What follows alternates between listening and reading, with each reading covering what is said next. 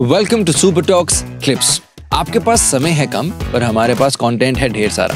इस चैनल में आप शॉर्ट, क्रिस्पी, इंटरेस्टिंग कहानियां सुनने वाले हैं। इसके साथ साथ कुछ ऐसी चीजें जो कि आपको लाइफ में ना ही ग्रो कराएंगी बल्कि मोटिवेट भी करेंगी। Don't forget to subscribe for more such videos. Enjoy the show.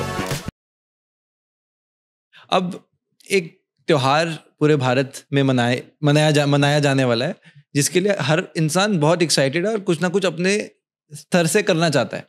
अब जैसे कृष्ण जन्माष्टमी अभी गई थी तो सब बहुत खुश थे। एक सेलिब्रेशन अलग ही पूरे देश में, विश्व में देखी जाती है। तो अब कई प्रसंग ऐसे भी आते हैं कि जब कृष्ण जी का जन्म हुआ था तब बारिश हुई थी, और उनका एक जो वर्णन है वो भी दिया जाता है, मुरली है और उनके घुंघराले बाल हैं। इसी तरह से राधा अष्टमी के दिन क्या हुआ था? देखिए, हमारे यहाँ निकुंज उपासना है। हितरवंश महाप्रभु ने राधा वल्लभ संप्रदाय में के द्वारा निकुंज उपासना प्रकट करी, और इसमें निकुंज उपासना में न कृष्ण जी का जन्म है न लाल जी का जन्म है। अच्छा, ये तो जो इस जगह पे मूल रूप से विराजमान होके आपके सामने जो कथाओं में जो बताया है, उनका वर्णन, कृष्ण जी का जन्म से लेके उनके चरणों में जो अंगूठे में बाण लगा, उनकी 125 वर्ष की आयु है।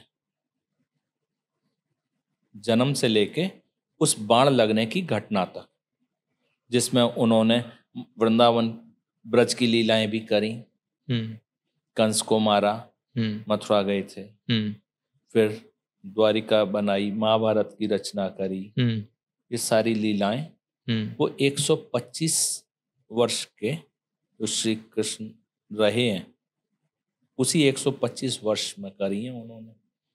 लेकिन जो वृंदावनी उपासना है, राधा वल्लभ संप्रदाय की जो उपासना है, उसमें नित्य उत्सव है, नित्य प्रियालाल हैं। ना उनका जन्म है, ना वो बाण लगने वाली घटना है।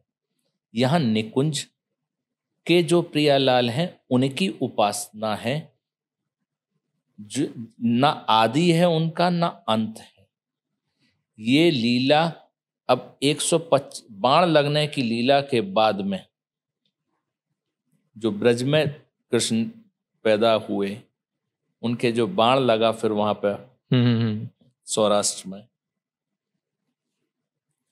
उसके बाद में क्या कृष्ण नहीं है? कृष्ण आज भी हैं। दृढ़व्रत श्री हरिवंश को मिटे न नित्य बिहार। जो नित्य बिहार है वो हर क्षण हो रहा है, आज भी हो रहा है। बचपन में आपने एक स्कूल में मैजिक शो देखा होगा। स्कूलों में बुला लेते थे मैजिशियन को बच्चों को दिखाने के लिए। जी। तो कुछ मैजिशियन कुछ लोहे के पीस, आलपिन या कुछ ऐसी चीज रख के कागज पे उसके नीचे मैग्नेट रख के उसको घुमाते थे। अच्छा। ये देखो यूं घूम रहे हैं जी। अब छोटे बच्चे हैं, उनको क्या मालूम कि पीछे मैग्नेट है। जब बड़े होंगे तब समझेंगे उस चीज को, जब वो करके देखेंगे। लेकिन उस समय आश्चर्य से देखते थे उस चीज को। जैसे अभी छोटे बच्चे हैं, खेल करते हैं ना कि ये वाली देखो, ये बड़ी उंगली इधर है, ये छोटी इधर है, इसको देखो इधर कर देंगे हम। यूं करते करते ये वाली बदल देते थे। तो बच्चे, उसके लिए तो एक नई चीज है ना, उसको नहीं है मालूम। तो इसी तरह से आज हम सब भी बालक हैं उस तरह के। वो जो मैग्नेटिक पावर है, जो वृंदावन के प्रति जो आकर्षण है, वो उस कागज के पीछे है।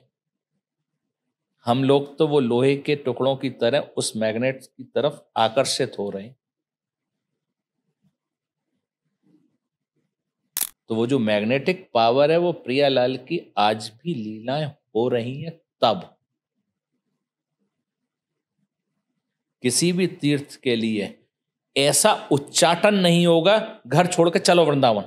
वृंदावन के लिए जो होता है, क्योंकि यहां आज भी वही लीलाएं हो रही हैं। हमारे यहाँ तो उन कृष्ण की उपासना है जो कौन से, जो वृंदावन छोड़ के एक कदम भी बाहर नहीं जाते। वृंदावन परित्यज्य पादमेकम न गच्छति। वृंदावन छोड़ के, कृष्ण जी कह रहे हैं, वृंदावन छोड़ के एक कदम भी बाहर नहीं जाता मैं।